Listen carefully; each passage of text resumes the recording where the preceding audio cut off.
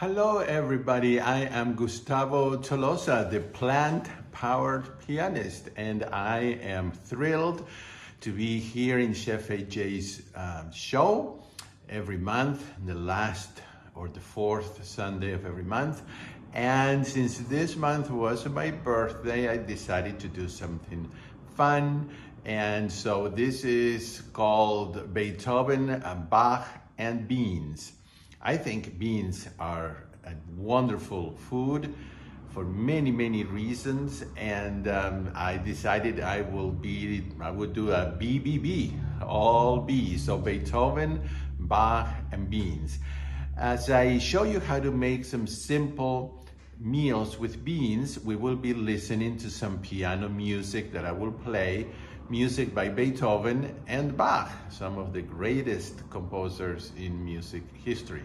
So I hope that you enjoy this cooking demo. I specialize in simple meals. After 11 years of being whole food plant-based, I know how to put together simple but delicious meals, and that's what I'm all about. I run the 7-day detox and reset program online. It is fun. We meet twice a day for a week, online, live, or recorded as a replay. And I take you literally by the hand and I show you how to make simple meals and to make this program sustainable and rewarding. So let's go and get started with Beethoven, Bach, and beans. Okay, meatless meatballs with black beans, 1 cup, half a cup of cooked brown, short, rounded rice. So this is it's usually called yamani, and it is kind of like this. It's round shaped and it's short. Okay, and it's brown rice. That's half a cup of cooked. Okay, and then I have a tablespoon of chopped parsley, and then here is 2 tablespoons of garbanzo flour, or it could be whole wheat flour, or it could be 1 tablespoon of each, or 2 tablespoons of whole wheat flour. Either way, if you want to use just the 2 tablespoons of garbanzo flour, that's okay as well. All right, so let's get started. We will go ahead and put in a high-speed blender the beans, the black beans, and the brown rice.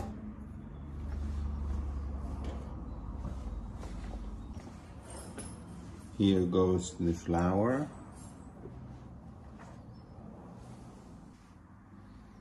the parsley, 1 tablespoon of garlic powder, but it could also be fresh chopped garlic, a tablespoon of smoked paprika,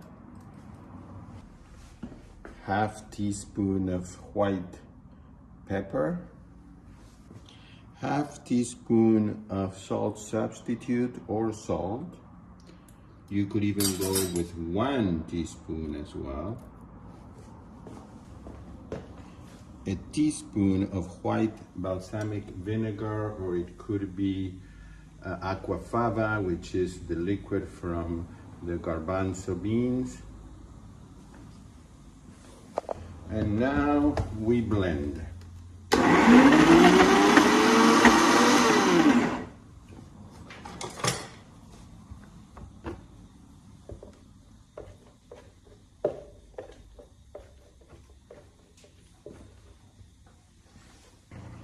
You may need to add a little water, a little bit at a time. We will, that way it will actually blend better.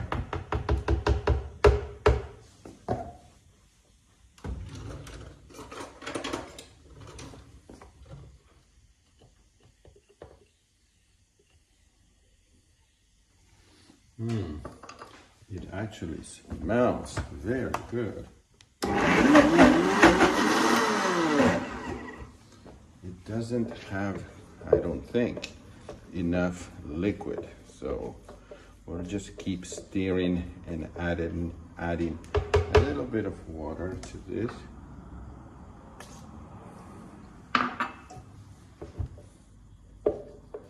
We need to end up with a nice paste here.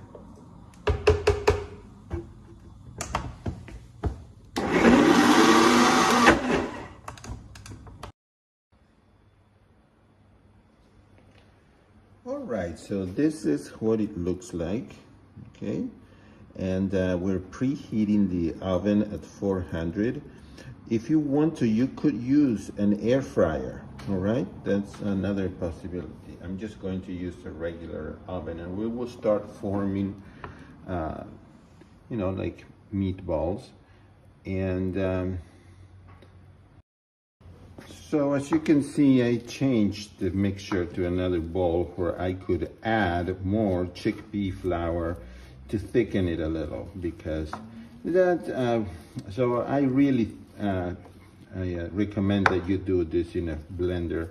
I mean in a food processor, I think it would work better. Okay, but here we go. It's a little thicker now, so now I can form the, yeah, that worked. Okay, so if that happens to you, just add a little more flour. Look at that. Isn't that great? And it smells very good. So we will see how many I end up with. I'm trying to make them the same size. And like I said, you could also make, for example, spiralized noodles, zucchini. I mean noodles, what I wanted to say was zucchini noodles that you could then use a really delicious tomato sauce and some steamed veggies to put on top, and then you could use these meatless meatballs. And like I said, you could also use them with rice. You could eat them with sauteed wok vegetables, with rice. Anyways, the imagination is the limit here. So very nice. Okay, we'll see how they come out once they're cooked.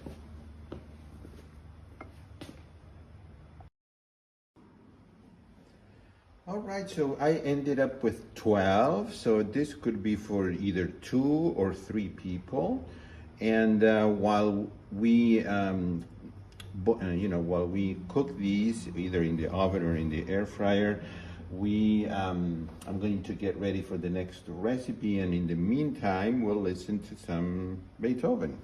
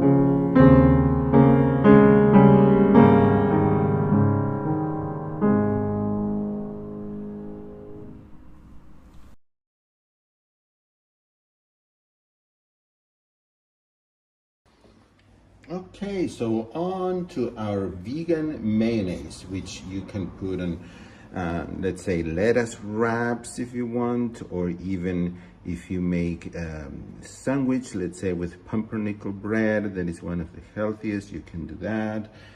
You can use it in any place where you would use mustard. You can use it as a thickener for some salad dressing. So here we go. We're going to put 1 cup of some type of white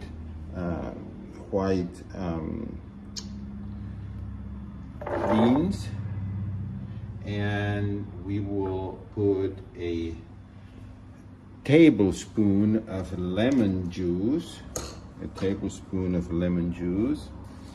and then a teaspoon, or actually like half a teaspoon of this is Dijon mustard and tahini.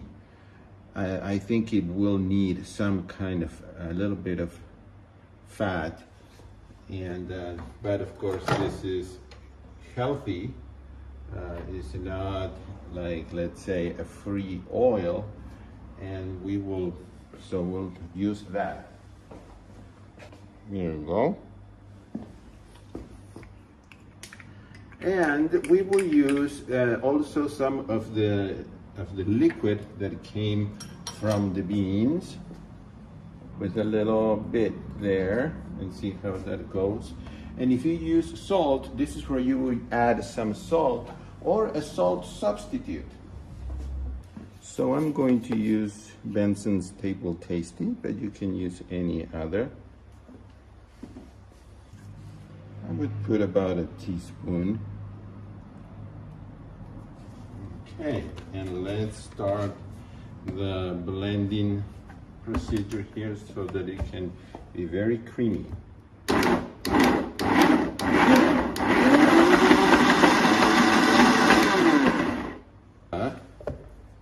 Kind of move it around, okay, a little bit. The consistency looks good.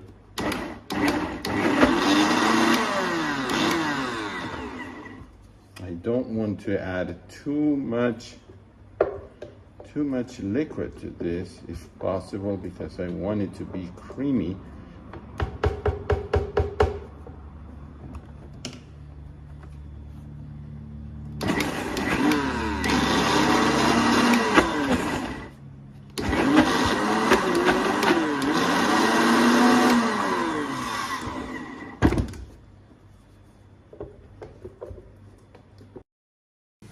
Okay, it is time for the taste test.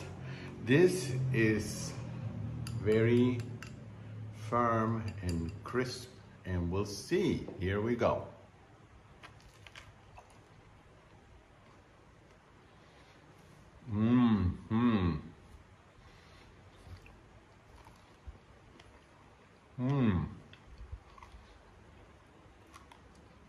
Crisp on the outside, creamy on the inside, rich, but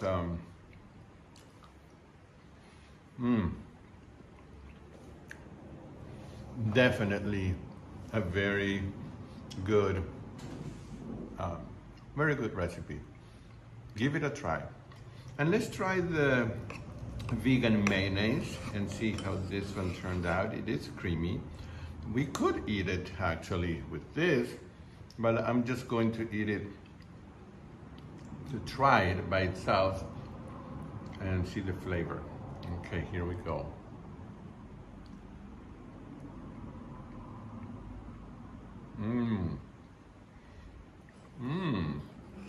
Yeah, that Dijon mustard and the lemon juice, that's what makes this taste great. Very creamy. Oh yeah, this can definitely be a mayonnaise for many different uses. And okay, let's move on. And I hope you will try these. And please, if you haven't, help me out here by visiting my YouTube channel and subscribing to it, clicking on the little bell. It really helps me to continue making free videos. My YouTube channel is under my name, Gustavo Tolosa, but it is also under my business name, Plantemus. Plant, P-L-A-N-T-E-M-U-S. All right, let's keep cooking. Okay, so now on to the delicious polenta and greens dish, which is very simple, and it can be eaten as lunch, dinner, breakfast. I love it for breakfast because it includes greens and beans. So in a hot non-stick skillet, we will put 1 cup of chopped onions,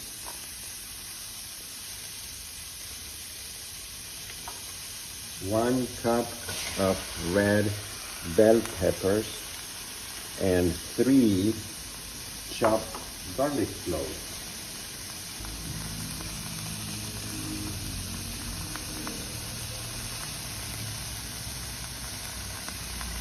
I'm saving 1 of the garlic cloves for cooking the polenta later on.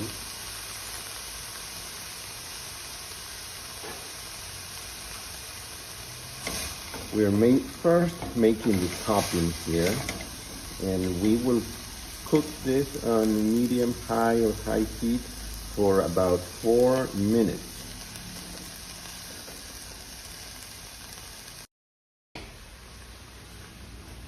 If it's not sticking, don't add water. The onion is releasing enough liquid that we don't need it right now. But if you did, then add 1 or 2 tablespoons of water or sodium-free vegetable broth, but only if needed. It's not needed yet, and I may not need it. Some onions are more juicy than others, and so this is now on high heat, and I have about 2 more minutes to go, and then we will add the rest of the ingredients, which are 2 cans of diced tomatoes, 16 ounces each, 1 can of pinto beans or red beans rinsed, that equals 1.5 cups. Okay, so we will add it in just a minute. All right, so here are the 2 cans of 14.5 ounce each of diced tomatoes, and 1 15-ounce can of beans. I decided to put red beans, but pinto beans would be great. As usual, the color of this food is just beautiful, not to mention the aroma. Now we will add some smoked paprika and red flakes pepper, 1/4 of a teaspoon of crushed red pepper, and 1/2 teaspoon of smoked paprika. You could go with more if you like. I really like smoked paprika, so I think I'm going to go ahead and actually add more now that I see the volume. I'm just going to eyeball it and maybe go ahead and just put a whole teaspoon. This is all up to you. Another thing that I like, and this recipe, by the way, I got it from the Forks Over Knives magazine. And as you can tell, I'm just changing a few little things. Like I thought it's too little of the smoked paprika. And I love oregano, and it doesn't call for oregano, but I'm going to put about a teaspoon also of oregano. And that's about, okay, so that's it.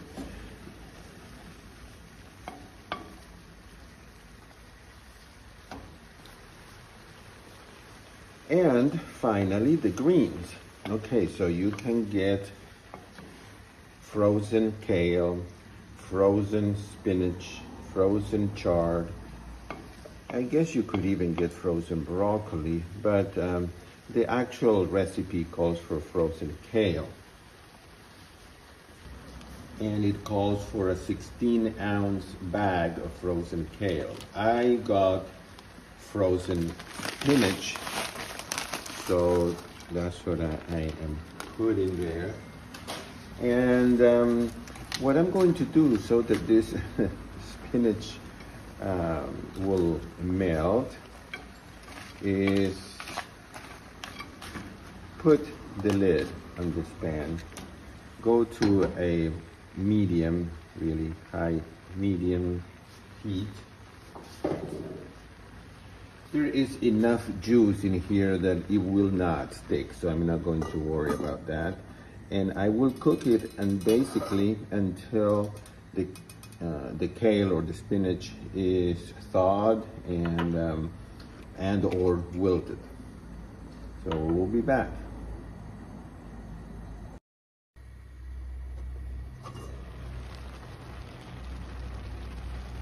Very good. While this is cooking, we will get started with the actual polenta or grits, and I will move this pan to the back and bring the bigger pan to the front.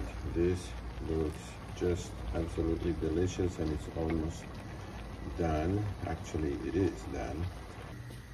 And you will need a 32-ounce carton of vegetable broth that is obviously oil-free and sodium-free. I don't have it, so basically I could put some herbs here and make it kind of like the vegetable broth. I have adobo seasoning, and I'm just going to put a little bit, like a teaspoon, just to give it some flavor of what would be the vegetable broth. And I will put the other chopped garlic clove in here. This is basically so that the polenta will also have some other flavor, although a plain polenta is very, very delicious either way. So we will bring this to a boil, and when it's boiling, we're just going to gradually put the polenta. And also in the green mixture here, we need to add 1 or 2 tablespoons of apple cider vinegar, and we will put the lid so that the flavors continue to mix. Once this is boiling, we will start adding the polenta. Just be aware, you might want to have some hot water nearby, because sometimes the polenta becomes too thick and you need to add a little bit more water.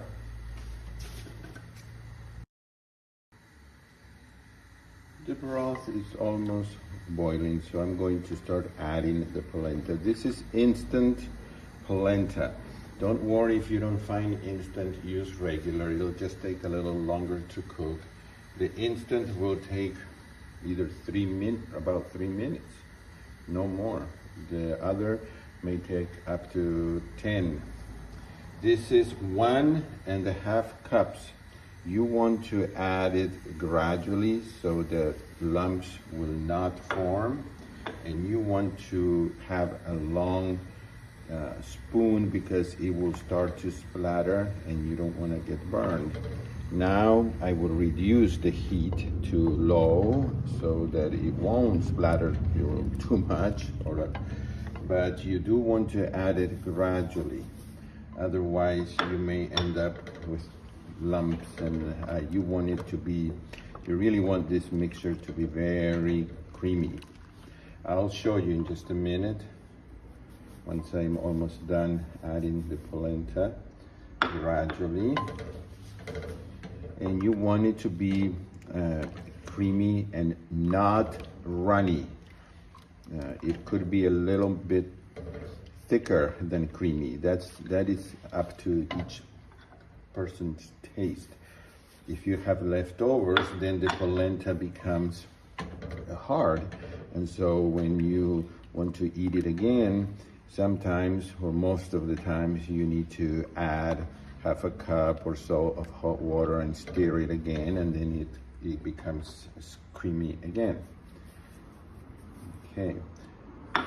Those rolls of polenta already cooked that they sell at the market are not good for this. That's more like to bake it, but for this meal we need to be able to spread it, and the other one is like a kind of like sausage really, and it's hard, and so you can slice it and stuff, but you can't spread it on a platter or on a plate or on a bowl. Okay, so it's almost, I'm going to go ahead and finish it. And now, here, this is going to take no more than 2 minutes, okay, because this is instant. And even though this is at low heat, the lowest possible, you can see how it starts to, well, no, now it's not going to do it, which is better. I don't want it to splatter all over the place. But if it gets too hot, it will, and there you go. And then you really need to stir it almost constantly. Don't cover it and go and come back later because it might burn. So it's just and if you continue to stir it, it will be that creaminess that we want. Look at this. This is kind of the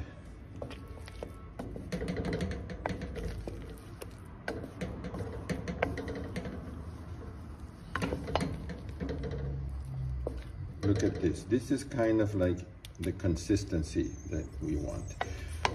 So you can tell that if it's, you will be able to tell that it's when it's becoming too thick. It's almost there for me. So what I can do now is put a lid on this. Okay, I turned off the heat. It is done.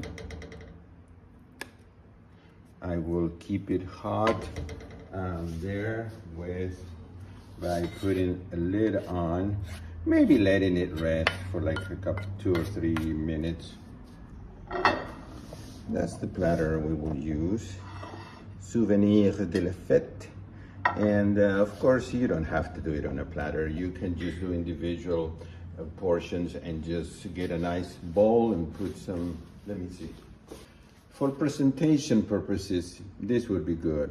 If you don't have to present it, you can just put some polenta in this bowl, and then on top of the bowl, you will put, on top of the polenta, you will put the greens and add any salt or pepper or salt substitute and enjoy the polenta.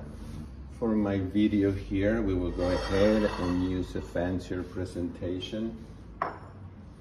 And the time has come. Let's go ahead and start spooning the polenta on this nice platter. This is if I was going to have guests and put this as a kind of a centerpiece on the table. And you may wonder, okay, so where are the beans? Well, yeah, the beans are in the mixture because today's webinar or today's cooking demo is Beethoven, Bach, and beans. And so this has beans and this some of my favorite foods, beans and polenta. It couldn't get any better. So that's, I hope you enjoyed the Beethoven piece, which is one of his piano sonatas, and that was the first movement. And okay, so here we go. What I'm going to do is just do a little like indentations like that so that I can put the green mixture on it.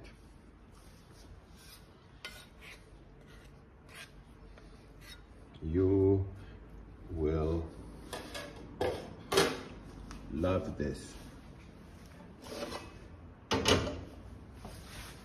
Let's move the camera here. I have some lemon slices to also put around it and use it. All right, so here we go. Let's put this wonderful, wonderful mixture on the polenta. You will probably have some leftovers, and that is great actually, because just like I'm putting this over polenta, you can put this over rice, you can put this over mashed potatoes, you can put this over a baked sweet potato or a baked potato, you can put it over quinoa. So you can use this in many different ways. As a side dish as well. You could just eat it by itself. Okay, so look at that. Let's add some tomato, not tomato, some of this slices of lemon to just kind of give it a finishing touch. And those people who want to sprinkle, want to squeeze some lemon juice will be able to do so. Look at that. Isn't that a beauty? Well, I hope that you will try this. And now as we get ready for the last dish, a little bit of Bach is going to come in very beautiful. So let's listen to some Bach and I'll get ready for the last recipe of the day.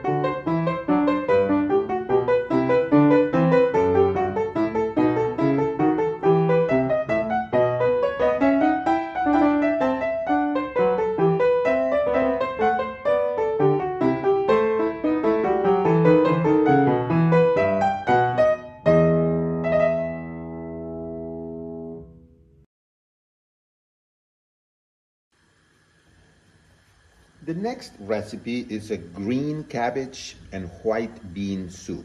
This recipe is also from the plant from the Forks Over Knives magazine, and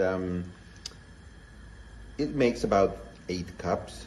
And what we're going to do is put in a large pot about 1/4 of a cup of water, and then we will put 2 pounds of green cabbage, cored and cut into 1-inch pieces. Okay, it's about 4 cups.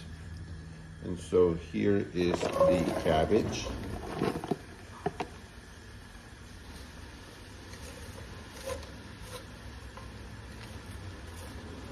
To this we will add 1 cup of finely chopped leek,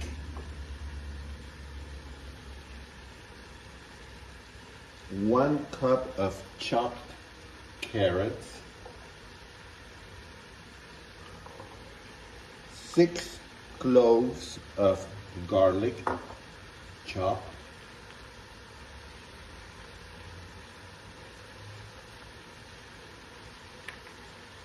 1 bay leaf, 1½ teaspoons of Italian seasoning,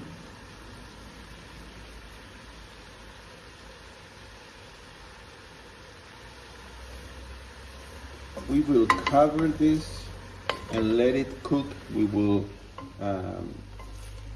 lower the heat to medium,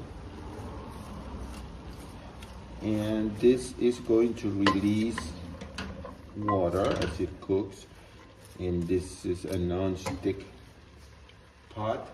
We will cover it and let it cook for 10 minutes. Every now and then I will check, and if I need to add water, it will be about 2 tablespoons at a time. But what we want to do is make sure that the carrots are tender.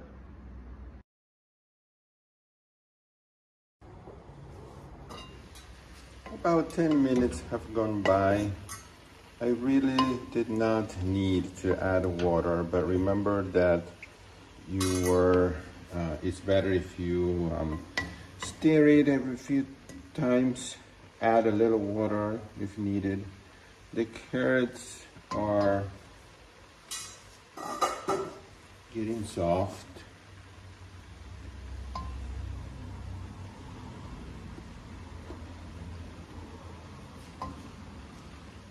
So next we will add a can of white beans.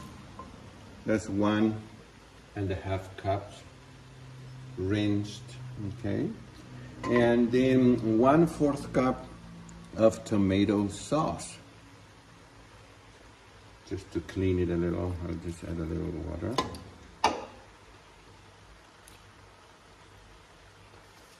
And now we need to add 6 cups of water.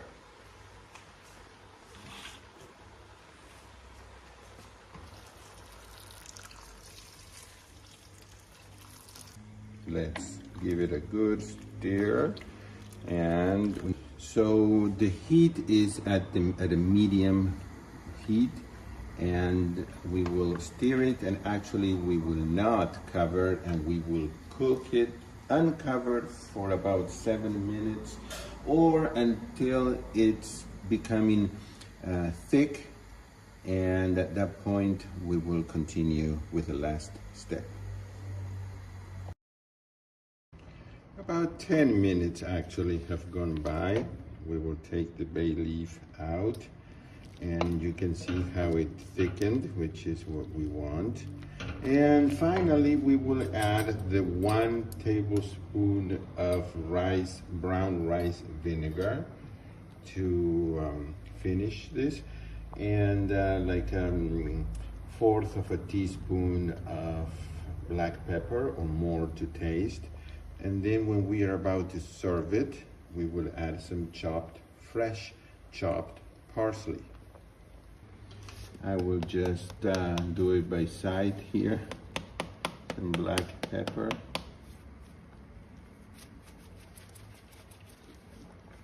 And we turn off the heat.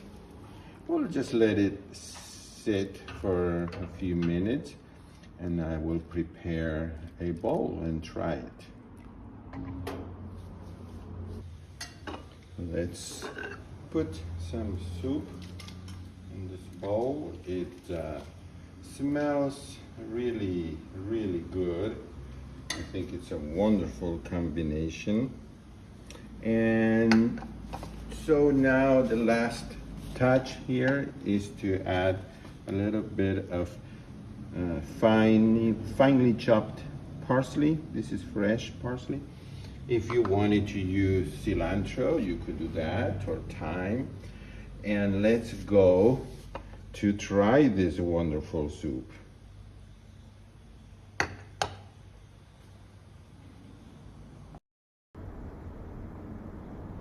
Well, sadly, we have arrived at the end. It's been nice to spend time with you in this cooking demo. Here is the polenta with a little bit of lemon juice. And I'm going to give it a try. I always love polenta, so let's see. This is a perfect bite with all the greens and some beans.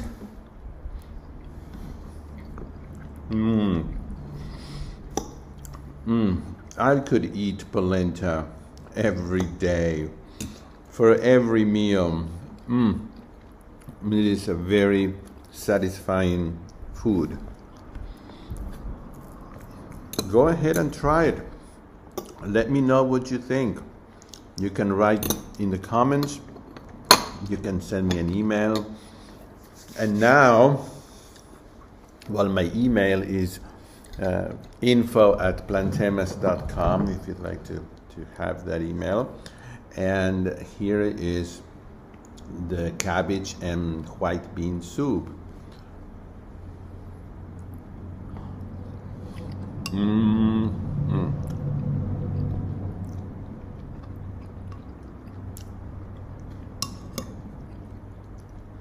Very nice. And this is a perfect mixture. We're eating our greens like Dr. Esselstyn recommends for our heart health. We're eating our beans for the fiber and all the nutrition that beans bring, and especially the protein that it has, and and everything else that's in it. Besides, it's delicious.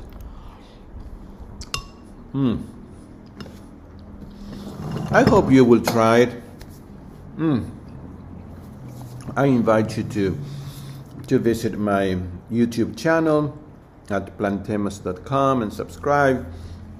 I do a lot of cooking demos, and I invite you to visit my website and join the 7-day program, which is really a unique experience.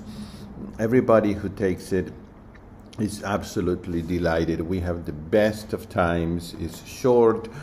You don't have to be reading a lot of books and a lot of videos. It's just a very practical program. I hope you will try it. You will not be disappointed. Thank you very much, and I hope to see you next month in my next cooking demo here with Chef AJ live. Goodbye, everybody. Have a great week. Bye-bye.